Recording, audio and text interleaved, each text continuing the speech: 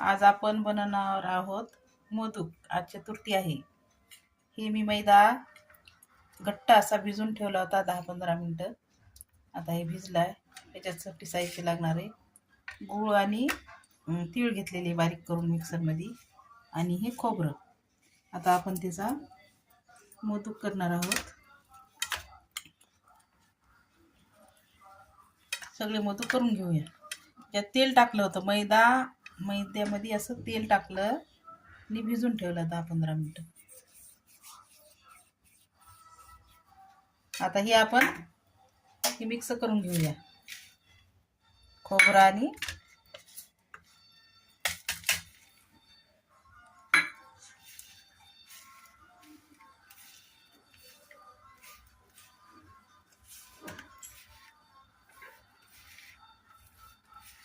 हे असं भाकर मिक्स करून घेऊया।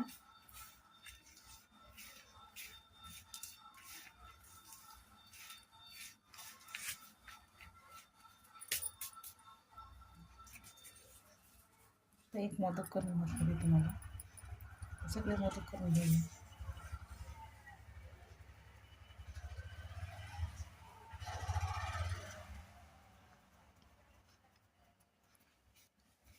असं पातळ करून घ्यायचं अगोदर, असं भरायचं। हे साईडला येऊ द्यायचं नाही, नाहीतर मोदक फुटतं।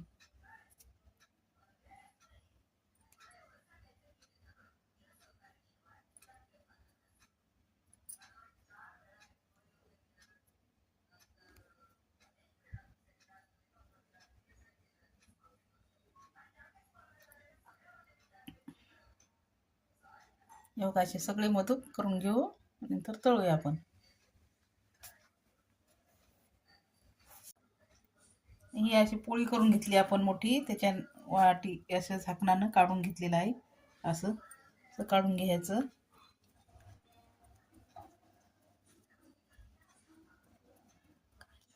असे मोदक आपण भरून घेऊया। छान अशी डिझाईन होते अशाने।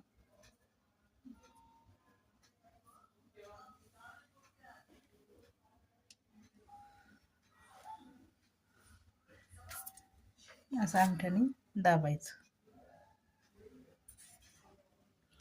असं बंद करायचं।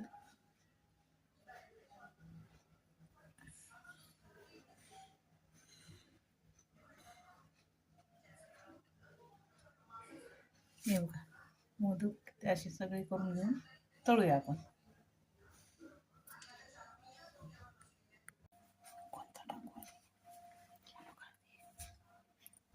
आता हे तळून घेऊया आपण। तेल गरम झालेलं आहे।